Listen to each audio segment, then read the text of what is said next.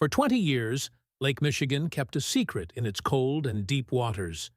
In September 2023, divers using state-of-the-art sonar technology made a discovery that would forever change the course of one of Michigan's most intriguing cold cases. At 6 meters deep, perfectly preserved by the cold waters of the Great Lake, was Sarah Mitchell's silver 2001 Honda Accord, a 26-year-old young woman who had disappeared without a trace on a foggy October morning in 2003. If you are fascinated by cold cases and discoveries that reopen investigations decades later, subscribe to the channel and activate the bell to follow every detail of this revelation that is shaking the entire Great Lakes region. Today, we will dive into the complete story of Sarah Mitchell, from her mysterious disappearance to the macabre discovery that happened 2 decades later.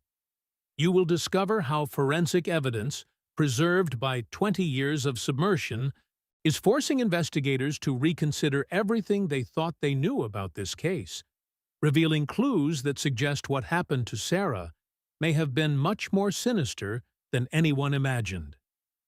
Prepare yourself for an investigative journey that spans 2 decades, reveals flaws in the original investigation, and proves that sometimes truth remains hidden not just for years, but for entire generations. This is the story of Sarah Mitchell, and how Lake Michigan finally delivered its secrets. Sarah Elizabeth Mitchell was 26 years old when she disappeared on October 15, 2003, leaving behind a carefully constructed life in the coastal town of Holland, Michigan. Standing 1 meter 65 centimeters tall and weighing approximately 61 kilograms, Sarah possessed natural blonde hair that she always kept in a modern bob cut and crystalline blue eyes that, according to her family, reflected the exact color of Lake Michigan on sunny days. Born in Tadwitiwam, Grand Rapids in 1977, Sarah was the only child of Thomas Mitchell, 58 years old, a retired civil engineer from Ford Motor Company, and Margaret Mitchell, 55 years old, a librarian at Holland Public Library. The family had moved to Holland when Sarah was 12 years old, specifically so Margaret could accept a leadership position at the library and Thomas could work closer to the region's shipyards. Sarah was always our lake girl, Margaret would recall years later. Since childhood, she was magnetized by water. She could spend hours on the beach, collecting shells or simply watching the waves. She said the sound of the lake calmed her when she was stressed or worried. Graduated in business administration from Western Michigan University in 1999, Sarah had returned to Holland with a clear objective: to transform the family antique store into a prosperous and modern business. Mitchell's Treasures had been owned by the maternal family for 3 generations, but was facing financial difficulties when Sarah took over management in 2001. With her business administration background and natural intuition for business, Sarah had managed to completely revitalize the store in just 2 years. She implemented an online sales system, organized monthly themed events, and established partnerships with interior decorators in the region. In 2003, Mitchell's Treasures had tripled its annual revenue and become a recognized tourist destination in the Holland area. Professionally, Sarah was known for her impeccable work ethic and meticulous attention to detail. She arrived at the store at 8:30 every morning, except Sundays, when she dedicated time to family and personal activities. Employees described her as a fair but demanding boss who knew the provenance and history of every item in the store. Sarah had an incredible memory for antiques, recounted Jennifer Roberts, her principal assistant. She could look at a piece and immediately know what period it was from, where it was probably manufactured, and what would be a fair price. Customers came from Detroit and Chicago specifically to consult Sarah about their collections. Personally, Sarah maintained a small but close social circle. She had been dating Christopher Jones, 29 years old, a history teacher at Holland High School, for 3 years. Christopher, described by friends as intellectual and gentle, shared with Sarah a love for history and outdoor activities. The couple had met at an antique auction and discovered a mutual passion for restoring vintage furniture. Chris and Sarah were perfect for each other, observed her best friend, Emily Rodriguez. Both were quiet, thoughtful, loved spending weekends exploring flea markets and antique fairs. It was rare to see them at parties or large social events. They preferred intimate dinners with few friends.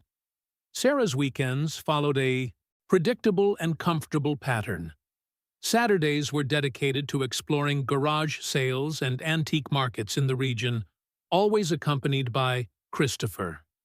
Sundays were reserved for family, lunch at her parents' house, followed by long walks in Holland State Park, where Sarah took the opportunity to photograph the lake in different light conditions. Sarah was a talented amateur photographer, specializing in Great Lakes landscapes. She maintained a meticulous photographic diary, documenting the Ibaid seasonal changes of Lake Michigan.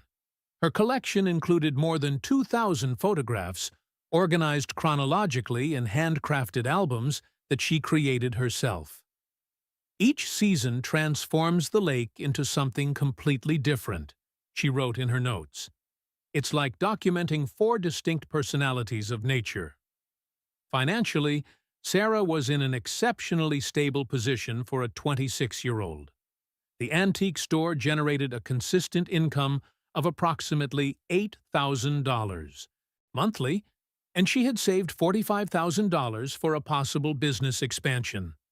She planned to open a second location in Grand Rapids by 2005, focusing on restored furniture and contemporary decoration pieces. Sarah was incredibly organized with money, Margaret explained. She kept detailed spreadsheets of all expenses, both personal and business. She never spent impulsively. Every purchase was carefully considered. She had no known vices, drank only occasionally, at social events, and had never experimented with illicit drugs. She was physically active, practicing yoga 3 times a week and daily walks on the beach. She had no known enemies, had never received threats, and according to all accounts, lived a quiet and predictable life.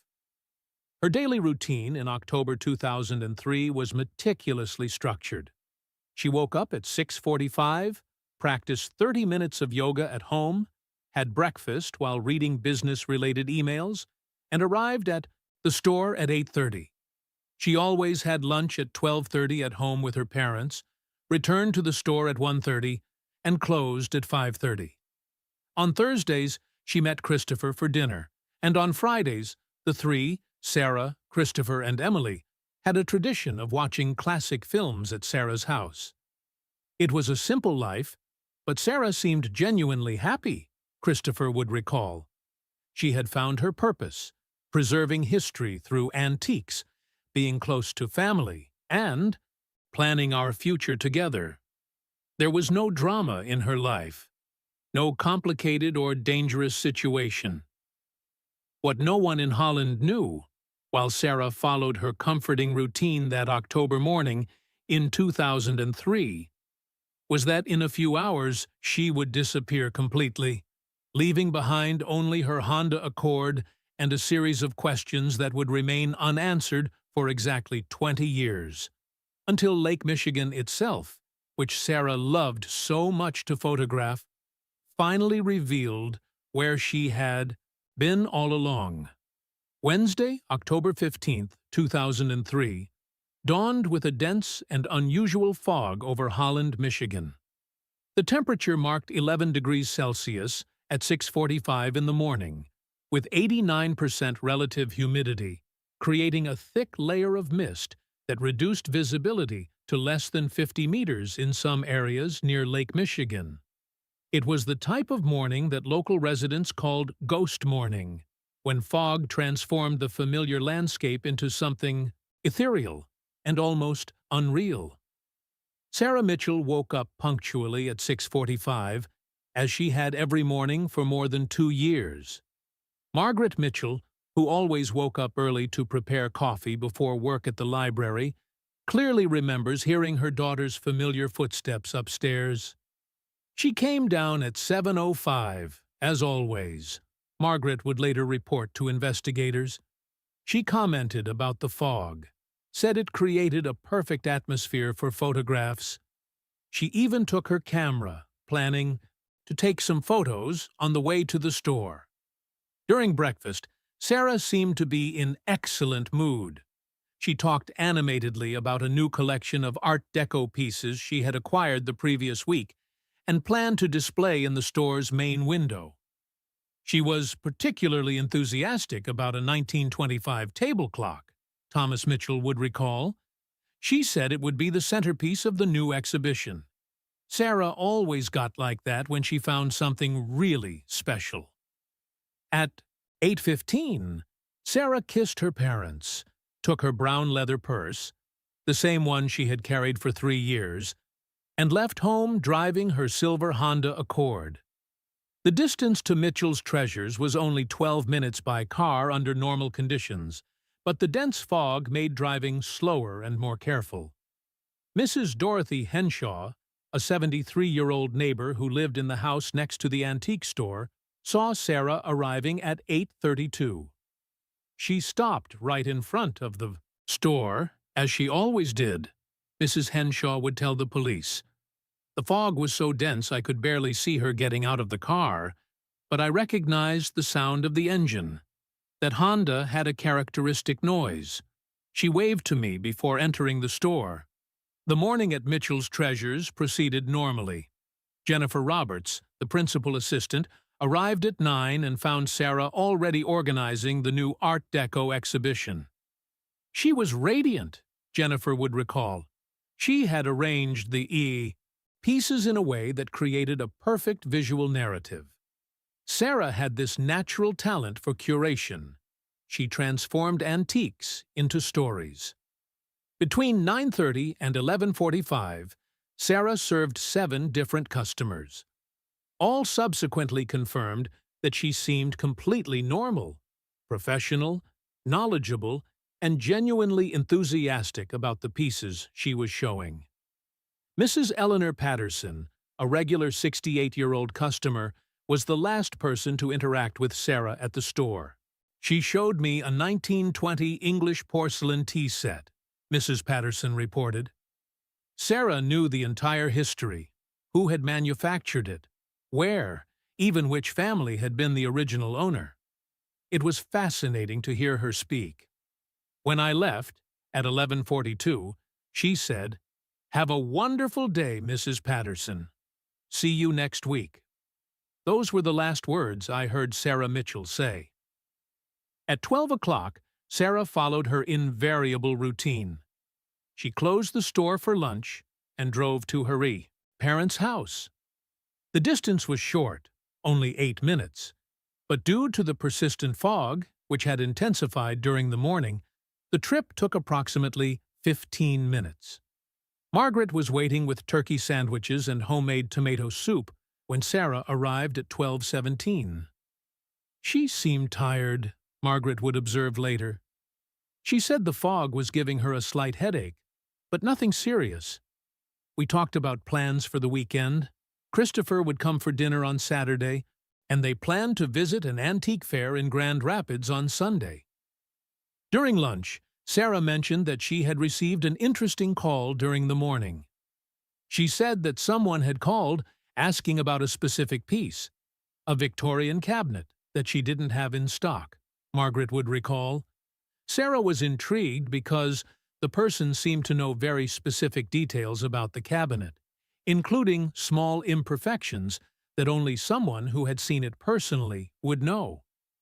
At 1:25, Sarah kissed her mother and returned to the store. Margaret watched her enter the Honda Accord through the kitchen window. The fog was so dense that I lost sight of her before she even reached the end of the street, Margaret would recount. If I had known it was the last time I would see my daughter. Jennifer Roberts was waiting when Sarah should have arrived at 1:35. When 1:45 passed without Sarah appearing, Jennifer called her cell phone. The call went straight to voicemail. At 2 o'clock, worried, Jennifer called the Mitchell house. "She left here 35 minutes ago," Margaret informed, beginning to feel an inexplicable anxiety. "She should have arrived long ago." At 2:15, Thomas Mitchell drove to the store to check if there had been any problem. He found no sign of Sarah's Honda Accord or any explanation for her delay. The fog continued dense, drastically reducing visibility, but Thomas knew all possible routes between his house and the store. Christopher Jones, who taught at Holland High School, was contacted at 3:30. "I immediately knew something was wrong," Christopher would recall. Sarah was obsessively punctual. Even if she had had a mechanical problem with the car, she would have found a way to call. Sarah's silver Honda Accord was officially reported as missing at 4:45, when an informal search organized by Thomas, Christopher, and 3 family friends could not locate it anywhere in the city. The vehicle had simply disappeared, along with Sarah, somewhere between the Mitchell house and the antique store, a distance of only 8 minutes by car. The last visual confirmation of Sarah Mitchell was at 1:27, when Mrs. Ruth Anderson, 61 years old, saw her driving slowly down Maple Street due to the dense fog. She was being very careful because of the limited visibility, Mrs. Anderson would recount. Her car was moving very slowly, with fog lights on. It was exactly how Sarah would drive in conditions like that. Always cautious and responsible. And then Sarah Elizabeth Mitchell simply disappeared into the fog, beginning a mystery that would remain unsolved for exactly 20 years. The Holland Police Department was officially notified about Sarah Mitchell's disappearance at 5:30 p.m. on October 15, 2003. Detective Raymond Foster, a 16-year veteran specializing in missing persons, immediately took on the case, treating it as maximum priority due to the unusual circumstances. It was highly unusual for someone like Sarah to simply disappear, Foster would explain later. She had deep roots in the community, a prosperous business, a stable relationship. There were no risk indicators for voluntary flight or erratic behavior. I immediately suspected that something serious had happened. Foster's first action was to organize a systematic search of all possible routes between the Mitchell house and the antique store. At 6:45, with the fog finally beginning to dissipate, 12 police officers and 23 civilian volunteers began a meticulous sweep of the area. The initial search concentrated on 3 main routes Sarah could have taken. Route 1, via Maple Street and Pine Avenue, was her usual path, the most direct and familiar. Route 2, via Central Avenue, was slightly longer, but offered better visibility in fog conditions. Route 3, via Lakewood Drive, was the least likely, but passed near the lake and offered views that Sarah frequently stopped to photograph. "We checked every centimeter of those routes," Foster would report. "We looked for signs of accident, skidding, any evidence that the car could have gone off the road. With the dense fog that morning, an accident would be completely plausible. But we found absolutely nothing." The investigation quickly expanded to include checks of regional hospitals, traffic accident reports, and communication with police departments in neighboring cities. No accident involving a silver Honda Accord had been reported within a 100-kilometer radius of Holland. Christopher Jones was extensively questioned, following standard protocols for missing persons cases. During a 3-hour interrogation, he provided a detailed timeline of his movements that day, confirmed by colleagues at Holland High School. Christopher was visibly devastated, Foster observed. He cried during much of the questioning. Either he was an exceptional actor or he was genuinely desperate to find Sarah. Financial analysis of Sarah's accounts revealed no suspicious activity. Her last transactions were completely routine: payment to store suppliers, deposit of receipts, and minimal personal purchases. There was no indication of financial problems, unusual large transactions, or any preparation for voluntary disappearance, Detective Foster confirmed. The investigation of Mitchell's treasures revealed something potentially significant: the mysterious call Sarah had mentioned during lunch about the Victorian cabinet. Jennifer Roberts confirmed seeing Sarah taking notes during a call around 10:30, but Sarah had not saved the notes anywhere findable. "We checked all phone records for the store," Foster explained. The call had come from a payphone in Grand Rapids at 10:27, lasted 4 minutes and 20 seconds. We investigated the location of the payphone, but it was a high-traffic area without security cameras. Impossible to identify who made the call. 3 main theories emerged during the first 6 months of investigation. The first suggested that Sarah had been victim of an accident related to fog conditions, possibly going off the road in an area not detected by initial searches. This theory was supported by meteorologists, who confirmed that the fog of October 15th had been exceptionally dense and persistent. The second theory proposed opportunistic kidnapping. The fog created perfect conditions for crime, Foster observed. Limited visibility, deserted streets during lunch period, potentially delayed emergency response. A criminal could have forced Sarah to stop and taken control of her vehicle. The third theory, considered less likely but persistent, suggested that Sarah had disappeared voluntarily, possibly fleeing from some aspect of her life that she kept secret. This theory was categorically rejected by family and friends, but the absence of physical evidence of crime kept it technically viable. Extensive searches were conducted along the Lake Michigan shoreline, initially focusing on areas where the car could have accidentally entered the water. Divers from the Michigan Department of Natural Resources conducted operations in shallow waters near docks and boat ramps, but found no evidence of the Honda Accord. "The lake was our main theory for accidents," Foster explained. Sarah had a strong emotional connection with water, frequently stopped to photograph. If she had tried to get closer to the shore during the fog and lost control of the car, but initial searches in the most obvious areas revealed nothing. In March 2004, 5 months after the disappearance, the investigation had produced 847 pages of documentation, followed 312 leads, and interviewed 89 people. Despite extensive efforts, no physical evidence had been found, neither Sarah's car nor personal belongings, nor any indication of her fate. The Mitchell family established a $25,000 reward for information leading to Sarah's whereabouts or her vehicle. Posters were distributed throughout Michigan and neighboring states. The story received significant regional media coverage, but no substantial leads emerged. In December 2004, the case was officially transferred to cold case status after 14 months of active investigation.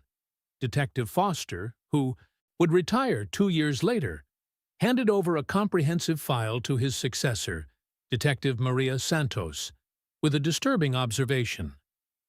"This case haunts me. Sarah Mitchell was not the type of person who simply disappears. Something happened that foggy morning, and I fear we may never know what." For the Mitchell family, the transition to cold case represented a cruel transition from hope to reluctant acceptance that Sarah might never be found.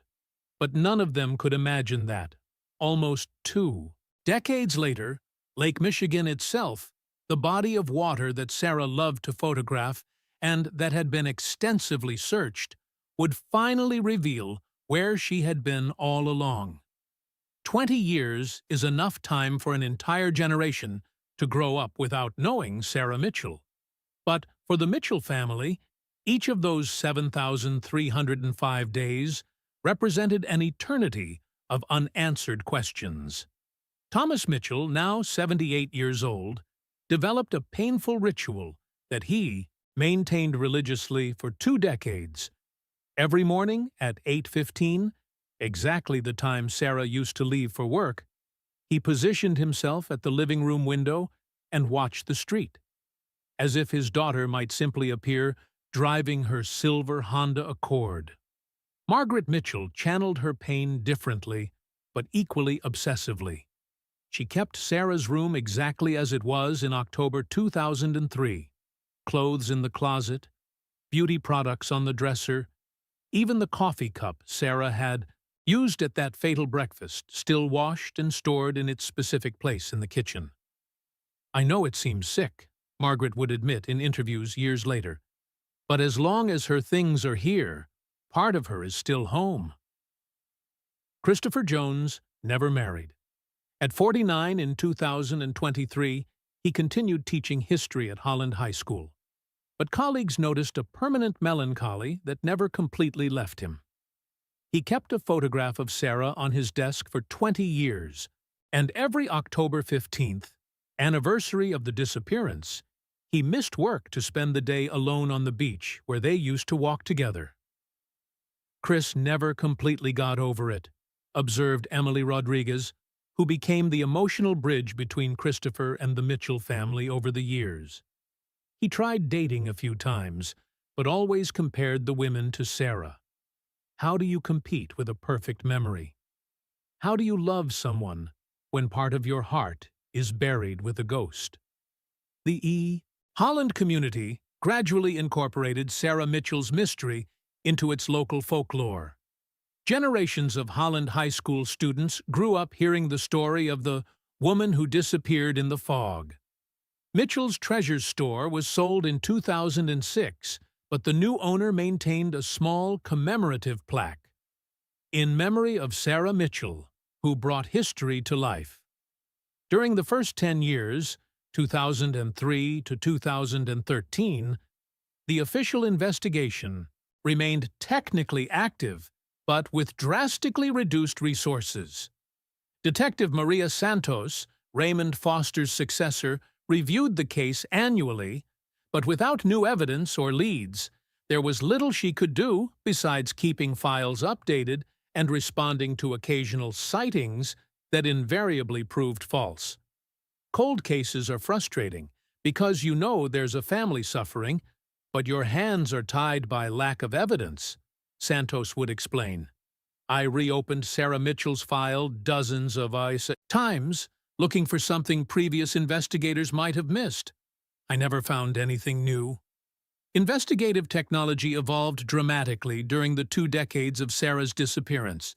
GPS for vehicle tracking, ubiquitous security cameras, more sophisticated DNA analysis, social networks that leave digital trails, all tools that could have made a difference in 2003, but that came too late for Sarah Mitchell. In 2015, the Holland Police Department implemented a systematic review program for cold cases using modern technology. Sarah's case was one of the first to be reanalyzed, but even with advanced forensic techniques applied to originally collected evidence, no new leads emerged. Detective Kevin Walsh, a cold case specialist transferred from Grand Rapids Police Department in 2018, brought a completely new perspective to the case. 15 years of distance sometimes reveals patterns that weren't visible at the time, Walsh explained upon taking on a comprehensive case review. Walsh implemented a revolutionary approach. Instead of focusing only on physical evidence, he analyzed changes in Holland's geography and infrastructure that could have hidden the location where Sarah had disappeared. "Cities change over 2 decades, he observed. New construction, road alterations, changes in the shoreline. Maybe something that was visible in 2003 was now hidden. During 2019, Walsh organized the most comprehensive search since the original investigation, using ground-penetrating radar technology and drones equipped with infrared cameras. The operation covered 150 square kilometers of the Holland region, including areas that had been developed in the 20 years since Sarah's disappearance.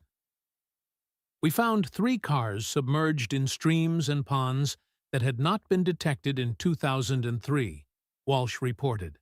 None was Sarah's Honda Accord, but it proved that our technology could locate vehicles that had been hidden for decades. Theories about Sarah's fate evolved over the years, influenced by similar cases resolved nationally. The itinerant serial killer theory gained credibility when several cases of young women disappeared under similar conditions were solved, revealing predators operating along Great Lakes routes. The hidden accident theory remained popular among investigators, especially considering well-documented cases of vehicles discovered decades later in bodies of water that had been completely searched. Lake Michigan has complex currents and underwater geography that changes constantly, explained Dr. Jennifer Hayes, oceanographer at the University of Michigan. A car could remain hidden for decades, especially if it entered the water during fog conditions that limited initial searches. For the Mitchell family, each passing year brought a cruel mixture of fading hope and renewed pain. Birthdays, holidays, and personal milestones, all marked by Sarah's permanent absence. You learn to live with a person-shaped hole in the middle of your life, Thomas Mitchell would describe. It never completely heals, never stops hurting, but you develop emotional scar tissue around the wound. In 2023, the 20th anniversary of the disappearance, the Mitchell family organized a memorial ceremony at Holland State Park Beach, the place where Sarah used to photograph the Yee Lake. Approximately 200 people attended, including retired investigators, former antique store customers, and residents who simply never forgot the young woman who disappeared in the fog. 20 years is a long time to wait for answers, Margaret Mitchell said during the ceremony. But as long as we're alive, we'll never stop looking for our daughter. None of those present could imagine that, in less than 3 months, the very lake they were observing would finally deliver the answers they had sought for 2 entire decades. The discovery that would change everything happened by pure chance on a crystal-clear morning of September 12, 2023.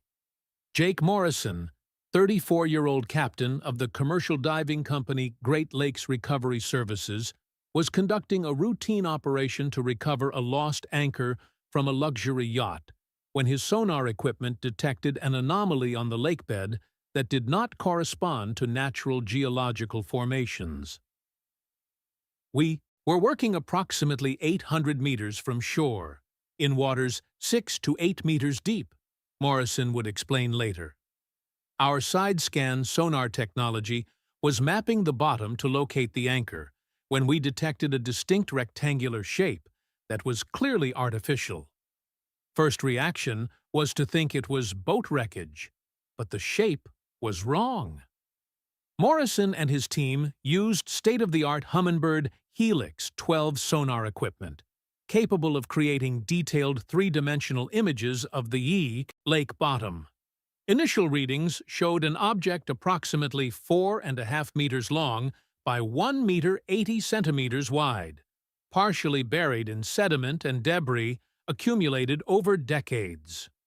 When we descended for visual investigation, we immediately recognized it was an automobile, Morrison recalled. It was in an almost vertical position, with the front buried more deeply in sediment than the rear. The cold water of Lake Michigan had preserved the structure incredibly. You could still distinguish model and color. The initial dive, conducted at 10:47, revealed that the vehicle was a silver Honda Accord in extraordinarily good condition for something submerged for 2 decades. The low temperature of lake water, which varies between 4 to 15 degrees Celsius during most of the year, had created almost ideal preservation conditions, inhibiting corrosion and organic decomposition. Morrison immediately suspended the anchor recovery operation and contacted the Holland Police Department. "I knew it could be significant," he explained. "Cars don't accidentally appear on lake bottoms, especially not in relatively deep waters, and at this distance from shore." Detective Kevin Walsh arrived at the location at 12:15, accompanied by a team of forensic technicians and specialized divers from the Michigan Department of Natural Resources. The documentation and recovery operation would be one of the most complex ever conducted on Lake Michigan, requiring coordination between multiple agencies and specialized equipment. First priority was to document everything in situ before moving the vehicle, Walsh explained. 20 years submerged could have preserved evidence that would be destroyed if we didn't handle the scene correctly. Forensic divers used high-definition underwater cameras to document the vehicle from all possible angles. The images revealed surprising details. License plates were still legible, headlights remained intact, and even stickers on the rear windshield were preserved. The license plate confirmed what everyone suspected. It was Sarah Mitchell's silver 2001 Honda Accord, missing for exactly 20 years, 10 months, and 28 days. The interior condition of the vehicle was even more extraordinary. Cold waters had created an anaerobic environment that preserved organic materials almost perfectly. The driver's seat still showed usage impressions, personal objects remained in positions where they had been left, and even papers in the glove compartment were legible. "It was like a time capsule," observed Dr. Michael Chen, forensic anthropologist called to analyze the scene. 20 years on the bottom of Lake Michigan, and we could still see details that would normally disappear in weeks in other environments. The most significant and disturbing discovery was in the driver's seat. Preserved by the cold water were human bone remains that preliminary analysis confirmed were consistent with an adult woman of Sarah Mitchell's age and stature. The preservation was sufficient for definitive forensic analysis, Dr. Chen explained. After 2 decades, we finally had physical evidence of Sarah Mitchell's fate. The recovery operation took 6 hours to complete, using a barge equipped with specialized crane to lift the vehicle without damaging evidence. Every movement was documented, every item photographed and catalogued before removal. Initial analysis of the vehicle's position revealed crucial information about how it had reached the lake bottom. The entry angle and final position suggested the car had entered the water with significant speed, explained Dr. Patricia Rodriguez, accident analysis specialist. It was not consistent with accidental entry or careful driving. Something had caused the vehicle to accelerate toward the lake. More intriguing was the discovery that the Honda Accord was located almost 1 kilometer north of any area that had been searched during the original 2003 investigation. Our initial searches focused on areas near the coast and public lake access points, Walsh observed. This location suggests something happened that took Sarah to a completely different area of the city. News of the discovery spread through Holland with impressive speed. By 6 p.m. the same day, hundreds of people gathered spontaneously at Holland State Park Beach, where the Mitchell family had held the memorial ceremony just 3 months earlier. Thomas and Margaret Mitchell arrived at the discovery site at 7:30 p.m., accompanied by Christopher Jones and Emily Rodriguez. Seeing the car emerging from the water after 20 years was simultaneously a relief and a new form of devastation, Margaret would describe.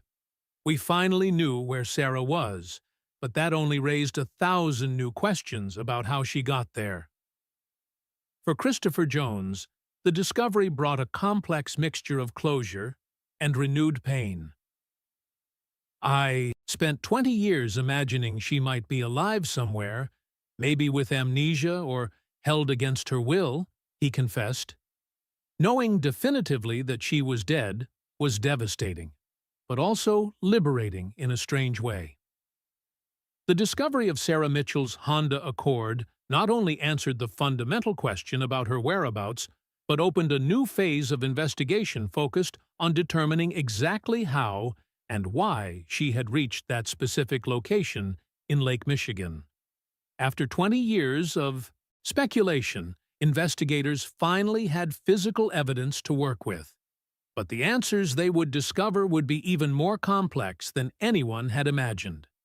The forensic analysis of Sarah Mitchell's Honda Accord, conducted over 6 months at the Michigan State Laboratory, revealed a complex story that challenged many theories developed over 2 decades. Dr. Rebecca Walsh, leading specialist in vehicular accident analysis, determined that the vehicle had entered the water at an estimated speed between 55 to 65 kilometers per hour, well above safe speed for the fog conditions of October 15, 2003. The damage pattern and entry trajectory suggest the vehicle was not under normal control when it hit the water, Dr. Walsh explained. This is consistent with both accident due to fog and possible external interference, but the elevated speed is the most intriguing element. DNA analysis of bone remains definitively confirmed that Sarah Mitchell had died in the accident but revealed an unexpected discovery: evidence of significant cranial trauma that occurred before submersion. The skull fractures are not consistent with impact from the accident, observed Dr. Michael Chen. Something happened to Sarah before the car entered the water. Detective Kevin Walsh developed 2 main theories based on physical evidence. The first suggests Sarah suffered a sudden medical episode, possibly a stroke or heart attack, while driving in dense fog, causing her to lose control and inadvertently accelerate toward the lake. The second theory, more disturbing, proposes that Sarah was victim of a violent crime, and her body and vehicle were deliberately discarded in the lake. The presence of pre-mortem cranial trauma is the deciding factor, Walsh explains. We need to determine if this trauma was a result of accident during the event sequence or if it was intentionally inflicted beforehand. Modern forensic technology revealed evidence that 2003 investigators could never have detected. Isotopic analysis of sediments found in the vehicle indicated that the Honda Accord remained in the same location for the entire duration of its submersion, discarding theories that it could have moved due to lake currents. More significant was the discovery of microscopic fragments of automotive paint that did not correspond to Sarah's Honda Accord. We found evidence of contact with another vehicle, revealed forensic UAR technician Dr. James Martinez. This suggests possible collision or intentional contact before water entry. The reopened investigation remains active, with Walsh leading a dedicated team that uses 2024 technology to analyze evidence collected 2 decades ago. Cold cases like this demonstrate that truth has no expiration date, Walsh observes.